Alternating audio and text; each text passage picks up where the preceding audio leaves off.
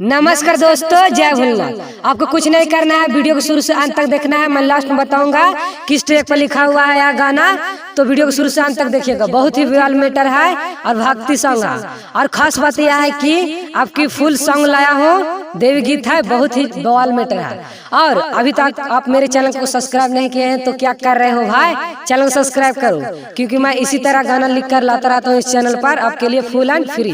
तो चलिए सुनाते हैं, सुनिएगा, लेट्स गो।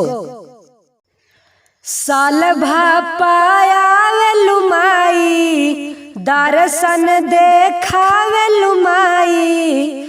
साल भर पाया लुमाई, दर्शन देखावे लुमाई।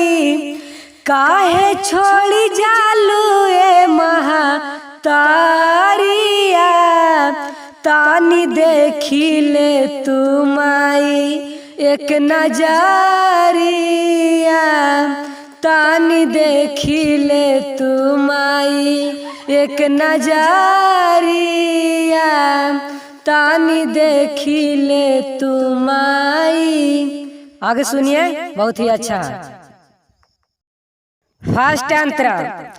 आवेलू दशहरा में देखी के हमारा, स्वागत करे के दिला करे माई रे।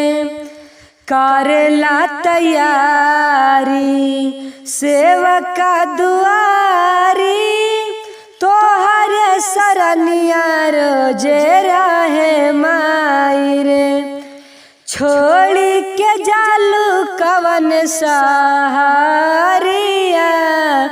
तानी देखी ले तुमाई एक नजरिया। तानी देखी ले तुमाई एक नजरिया। तानी देखी ले तुमाई। लास्ट वाला अंतरा सुनिए, बहुत ही अच्छा है। तो चलिए सुनाते हैं लास्ट अंतरा। रोहित सारमा के दे दया आशीर्वाद माई, लेखनी से नाम खूब बनाइले रहे हो।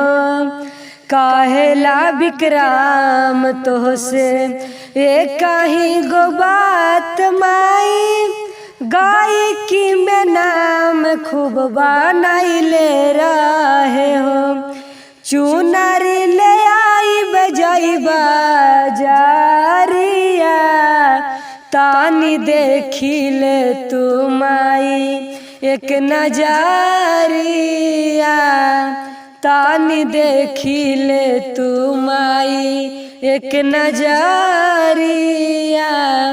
तानी देखी ले तुमाई। दिल से बताइएगा यह गाना कैसा लगा। तो चलिए बताते हैं यहाँ गाना किस ट्रैक पर लिखा हुआ था। मुझे विश्वास है कि आप लोग समझ ही गए होंगे गाना सुनकर कि यह गाना किस ट्रैक पर लिखा हुआ था। तो चलिए मैं बता ही देता हूँ किस ट्रैक पर लिखा हुआ था। यह गाना प्रमोदपुरी ट्रैक पर लिखा हुआ था, हमार ओढ़नी धाके रोवता मजानुआ, जो सॉन्ग बहुत ही सुपर हिट सॉन्ग था प्रमोदपुरी का, हमारे ओढ़नी धाके रोवता मजानुआ, इसी ट्रैक पर था। और कमेंट बॉक्स में जरूर बताइएगा आपको मैटर कैसा लगा, सॉन्ग कैसा लगा, कमेंट बॉक्स में जरूर बताइएगा। और अभी तक नहीं किए चैनल को सब्सक्राइब तो सब्सक्राइब कर लीजिए इसी तरह गाना सुनने के लिए।